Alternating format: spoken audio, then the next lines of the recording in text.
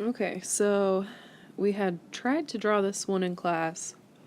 Things got a little crazy at the end of the period, so I wanted to go through and make some videos of drawing these so that hopefully you could sit down and watch them when you're working on them and feel less frustrated than if you were trying to work on it in class and feeling like things were hectic.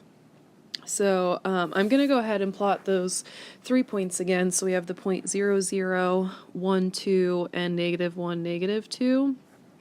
So I've got 0, 0, over 1, up 2, left 1, down 2.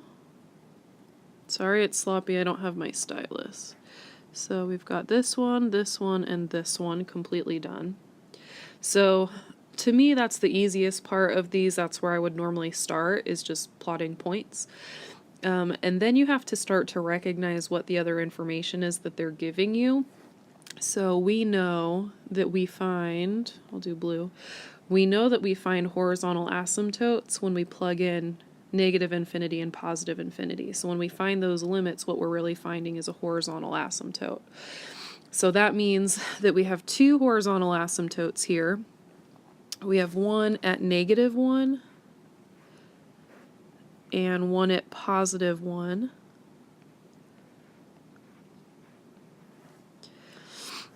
So those are graphed. And so this stuff right here is kind of the easy part of the graph.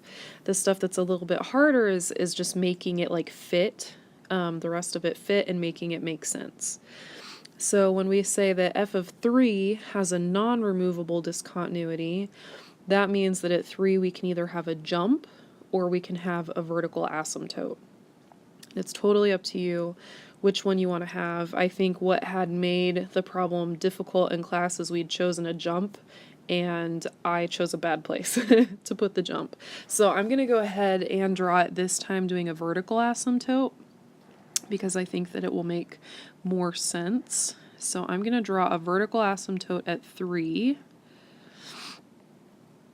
And what that will do is that will give us a non-removable discontinuity there at 3.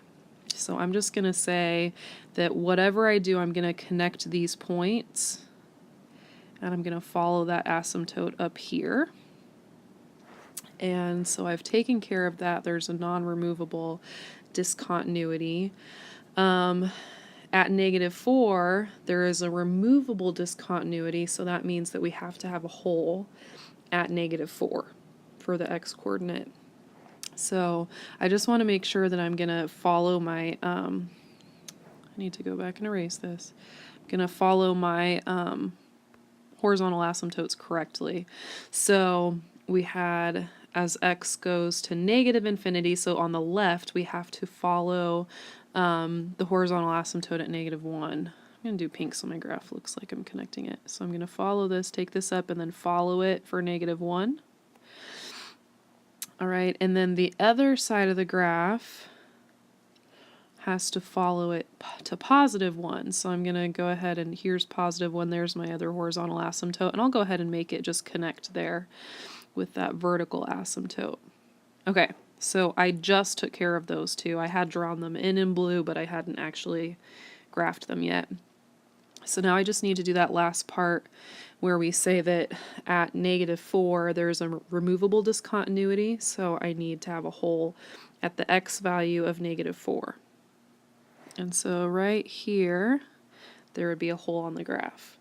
So not everyone's graph has to look the same, because we could have done that non-removable discontinuity as a jump, and I did it as a vertical asymptote, but this is like one possibility of what your graph could look like.